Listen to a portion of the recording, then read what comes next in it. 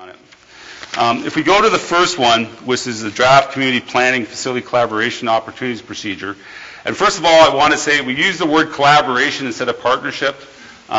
We do that on purpose. Partnership has legal implications of liability.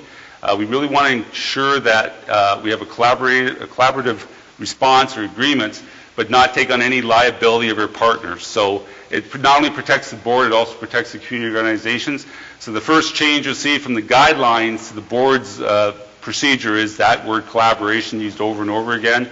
And basically it's really just for the word partnership. Thames Valley District School Board is committed to providing designated community organizations, including municipal levels of government, with information on our long-term capital plan and accommodation plan. So again, we are committed to doing that, and we got to do it in a number of different ways.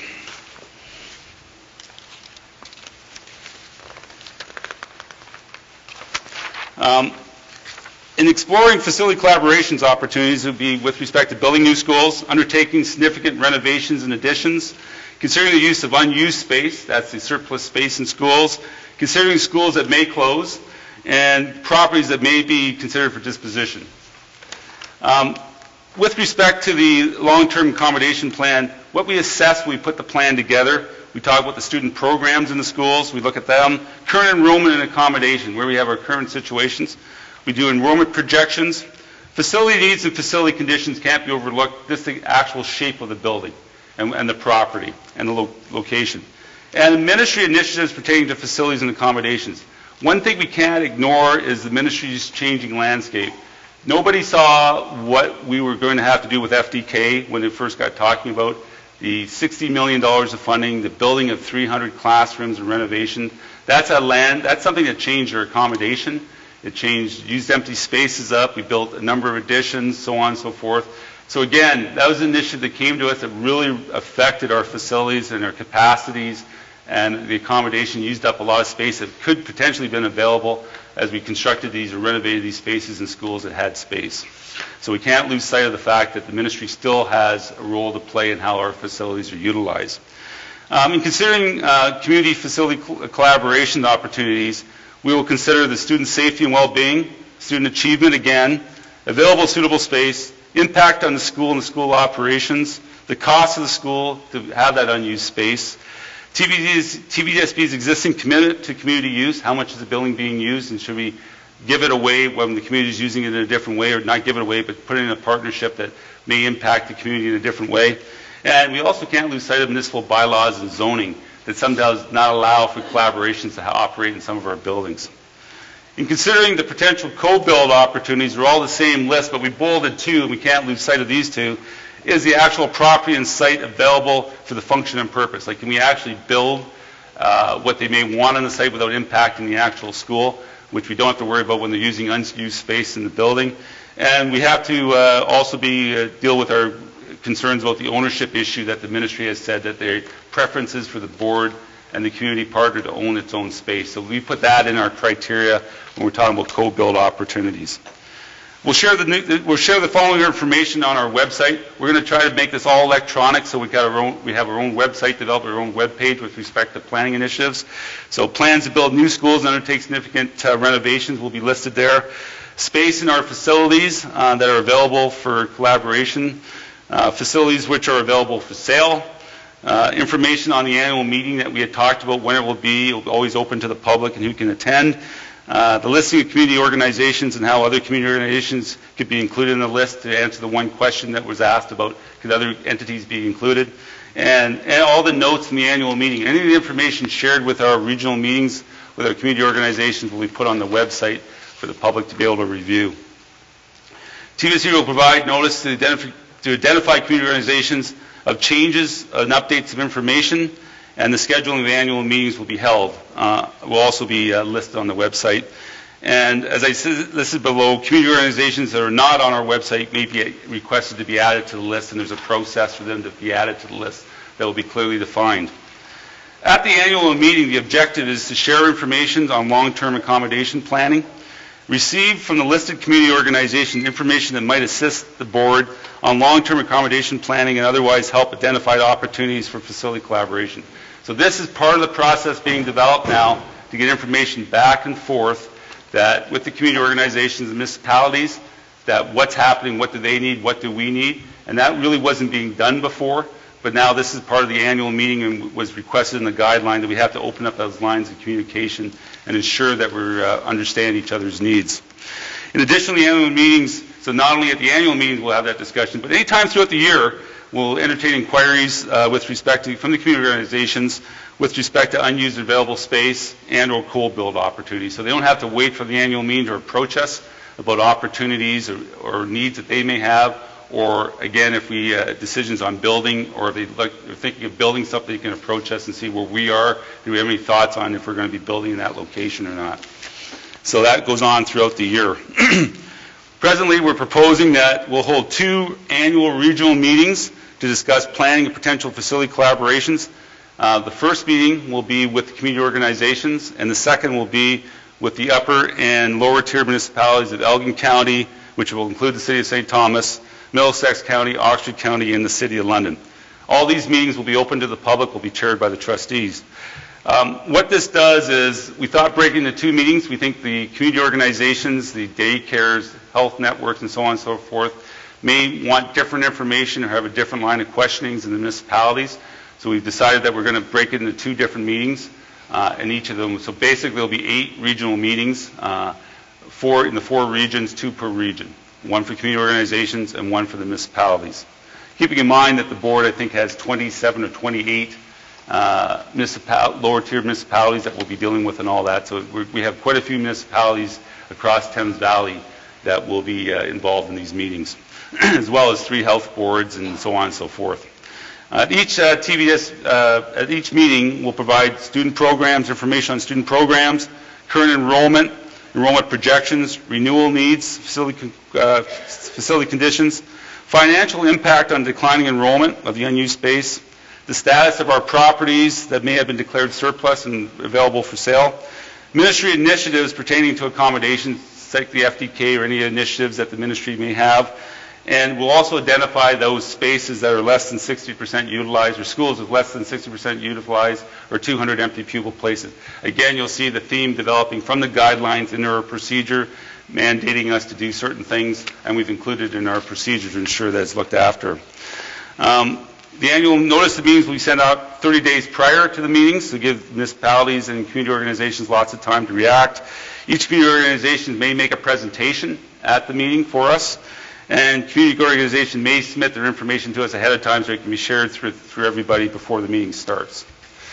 Prior to recommending an ARC, and this was the other part of the guideline, we are required to go back and again meet with the affected municipalities and community organizations, and we have to provide them the names of the schools involved, the potential school closures, and any proposed student long-term accommodations. We request from them that if they have any new information on community opportunities, collaborations in their facilities, or any new technical information with respect to growth projections or new subdivisions or new needs in their community. So what we're doing now, again, as I mentioned, is before the board decides to do an ARC, we go back again just to make sure that there's not any new information that may persuade us into looking in a different direction than school closures. So again, the municipalities have a role to play there to help us understand, and maybe something has come up since the last time the annual meeting, and we just want to double check with them and make sure that all the information we have is current before we go to the Board of Trustees to ask if there's an opportunity for them to decide to move on an ARC. Proposal for facility collaborations, and we have to be clear that this is defined, that this is what we'll be looking for. We need to know what programs and services are being offered. We have to know what hours of operations, hence my comment before about if we can actually facilitate them being in our buildings. Facility requirements including access to parking and so on and so forth. Anticipated revenue, their source of funding, again ensuring that it's sustainable.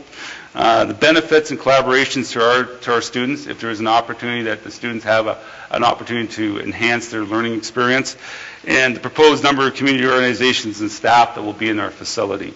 So this is all the proposal they were to submit if they want to come in and use that unused space and so on and so forth. Any proposal must not compromise student safety, not compromise student achievement, be appropriate for a school setting, not adversely impact the use of its facilities, be consistent with our policies and procedures, not negatively impact any collective agreements, which is again an important factor for us that we've got to watch our collective agreements and ensure that we're not infringing on them, and not be an entity that provides competing education services. Again, that was a requirement from the guidelines, and we cannot take on any additional costs to support the proposed arrangement. Examples of, some of the examples that would fit into our schools and we've had in the past: parenting and early learning child and family programs. We have a number of those. Health and wellness programs are encouraged. Early childhood education and child care, again, is a big one for us. Referral, resources, information, and awareness functions. Recreation, sports, leisure functions. Links to specialized services. And in secondary, we've also included Human Resource Development Canada, as well as any university or college programs would be welcome in our secondary panel for potential collaborations for us. Again, the rules for the facility collaborations, they must be on a cost recovery basis. Community organizations will be responsible for a proportional share of the costs in joint or shared use. And costs to complete all renovations to address student safety and well-being and otherwise make space suitable must be borne by the community representative.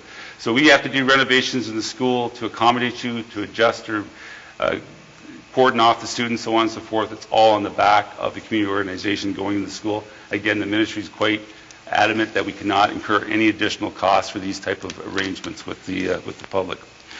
When we deal with co-build arrangements, and this is the actual construction of new actual square footage, we'll try to get at least 1 year notice to you prior to any planned construction. And listed community organizations within the applicable region of our board will get the proposed timelines and the construction plans. Any decision to provide notification of co-build opportunities must be approved by the trustees. So yearly we'll get a list of capital projects that the trustees will approve, and that will be the list of co-build opportunities that will circulate to all the entities with respect to opportunities to build with us. In general, we've developed a number of agreements already for the collaborations arrangements, because we do have a number of these ones in our building. So we have those agreements, development agreements, leases, licenses, so on and so forth, available to template out, and so we can start the process right away. And the objective is, and of these agreements, the objective is a clear understanding of the rights and responsibilities, not only the board, but also the community organizations that are going to be in our buildings. So this is our first procedure, which mirrors the guideline with respect to the collaborations or partnerships. As you can see, we've tried to ensure that there's a dialogue happening, ample opportunities to communicate back and forth, share information. We've given criteria as to what type of proposals we would be interested in and what we could support, and clear indications of the rights and responsibilities and opportunities for dialogue. And basically this is the first step in the process of pupil accommodation. The ministry wants us to search out any potential opportunities for collaboration or use space and ensure that everybody has the information. And if something happens that we can use the infrastructure together, that's great. Use some of the unused space, that's important. But also, if there is no opportunity there, at least we know that before we go into the ARC process, to know that we didn't miss an opportunity, or a community did not have an opportunity to use the school for a different function that may have saved that school. So that's really what this is about, and what we've tried to put in place. Again, a lot of upfront work, a lot of information has to be shared, a lot of meetings have to happen, a lot of dialogue is going to take place between different factions of the public sector that really hasn't been happening before. And I think that's an important step forward in the discussion. So if you please take any questions with respect to this procedure.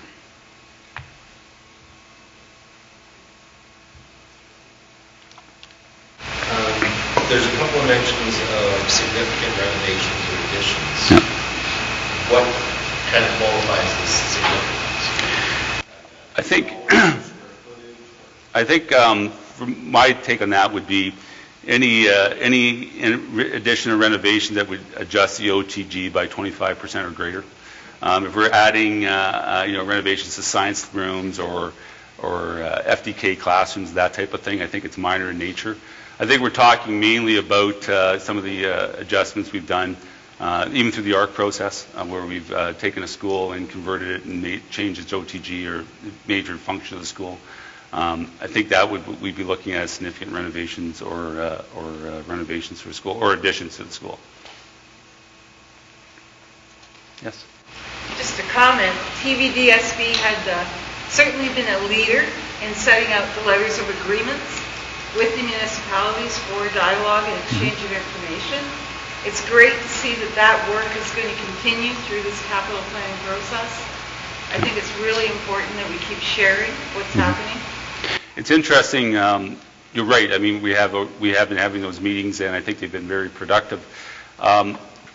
We are now trying to decide, is this replace them because we have to have these annual meetings, or do we have this meeting as well as other dialogue with other issues? So that's one of the discussions the trustees are having now. We're trying to decide. But it definitely is on the heels of that open dialogue. But I think this takes it to a higher level.